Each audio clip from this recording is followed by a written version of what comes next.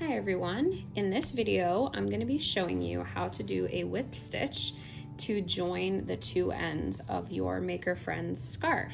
So whether you're working with the knit version, which is what I have here, or with the crochet version, you're pretty much going to do the same thing, all right? So if you have the crochet version, you're just going to be using the yarn tail that you left after your last row, and you're going to use that to seam up the two ends together.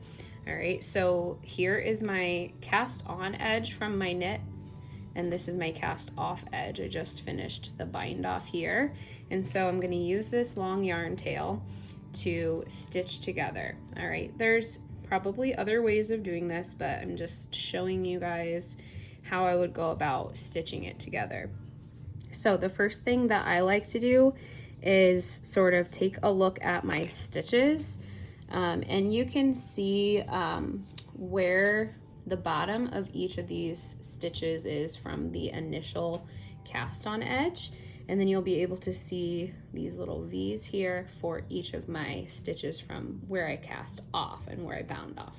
All right, so what I like to do is I'll line those up, and I want to try to keep them lined up and as straight as I possibly can as I stitch these ends together.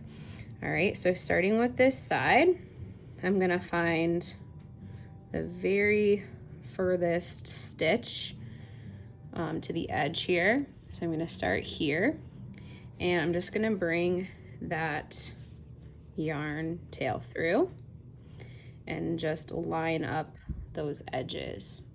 Okay, so essentially what I'm going to be doing here is just looping my yarn tail through, up through from the top to the bottom, and then from the bottom to the top through each one of these stitches as I go all the way down.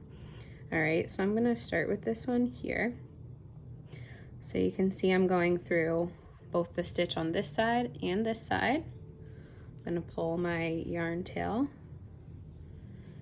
and I want to make sure that it's nice and snug so that those ends aren't going to come apart. All right, and then I'm going to just work my way down.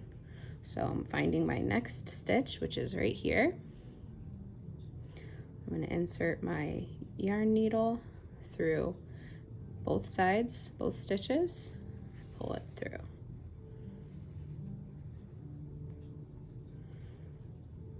All right, it's lining up pretty nicely here. I'm gonna just continue all the way down. So I'm gonna just keep going and let you guys watch for a minute here.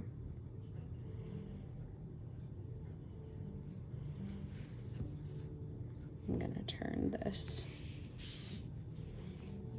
to bring it a little closer. All right, my next one right here. Both stitches. And what I like to do as I'm going to is just take a look at it and make sure, again, that everything is lining up. And if it's not perfect, it's okay.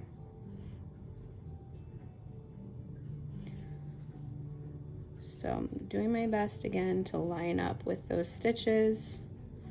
So you can see I'm in line with the purl stitch here and the purl stitch here. So this is lining up nicely. I'm gonna go to my next one.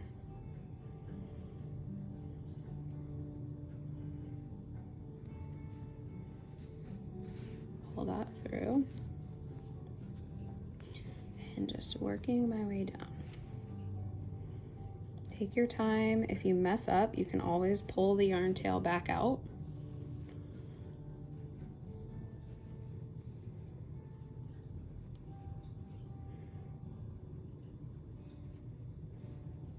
So like here, I'm gonna try to line up with that knit stitch. So you can even see sort of the way that the knit stitch create that ribbing, where you're gonna want these to line up. And like I said, if it's a little bit off, that's okay. So here's my purl round through both stitches.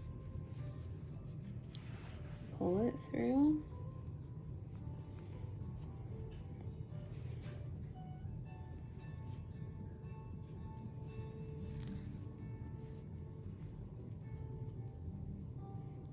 And once I get about halfway or a little bit further down, feel free to move your work around, whatever's easiest for you. Now I'm a little closer to this end, so I'm gonna switch my grip a little. He's lined up.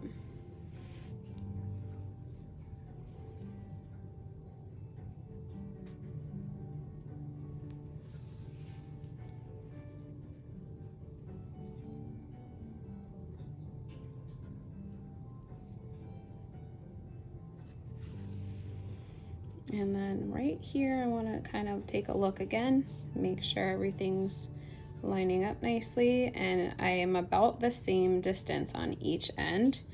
So I know I've I've got it right.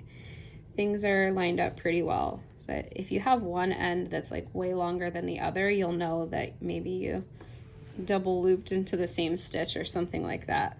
And you can, like I said, you can always pull the yarn back out and fix it. So I'm almost to the end here, last couple stitches. And so what I'm looking for is this loop right here, bottom of that stitch, bottom of my stitch here. And then when I do get to the very end, I'm gonna go through one last loop just to make sure that this is nice and smooth here on the edge.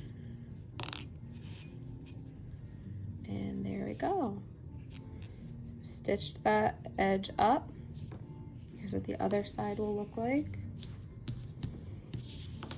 All right, and then what I'm gonna do last is weave in my ends. So if you're doing this for either your knit or your crochet scarf, you'll just weave these ends in. I tend to like to just go back through a few of my loops. So I'll go a few times, just weaving through some of those stitches to hide that tail. Everybody has little different ways of hiding their tail. With the knit stitch, I like to usually hide it through a row of knitting. So I'll show you how I would hide this tail here. I would just loop, loop, loop through a few of these stitches.